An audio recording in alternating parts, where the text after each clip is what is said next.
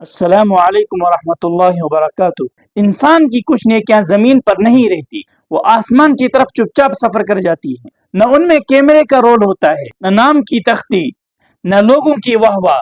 بس ایک ہاتھ آگے بڑھتا ہے اور دوسرا ہاتھ رب کے قلم میں لکھ دیا جاتا ہے۔ دنیا کہتی ہے صدقہ دینے سے مال کم ہو جاتا ہے، اور قرآن مسکرا کر جواب دیتا ہے صدقہ دینے سے بلا کم ہوتی ہے، عذاب کم ہوتا ہے، غم کم ہوتے ہیں، پریشانی کم ہوتی ہے، بیماری کم ہوتی ہے۔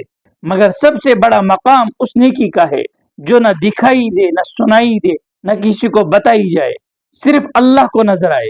نبی اکرم صلی اللہ علیہ وسلم نے فرمایا کہ صدقہ اس طرح سے کرو کہ آپ کے دوسرے ہاتھ کو بھی خبر نہ لگے۔ یہ کیوں کہا گیا؟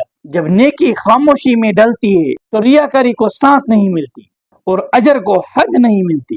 آپ کسی کو 1 روپے کا سکہ مدد کریں، شاید وہ سکہ وزن میں ہلکا ہو، لیکن اگر نیت میں اخلاص ہو تو وہ نجات کے پلڑے میں بہت پہاڑ سے بھی زیادہ بھاری ہو جاتا ہے۔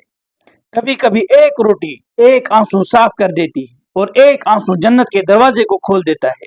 بڑی رقمیں دینا آسان ہے، اخلاص میں دینا مشکل مگر عظیم ہے۔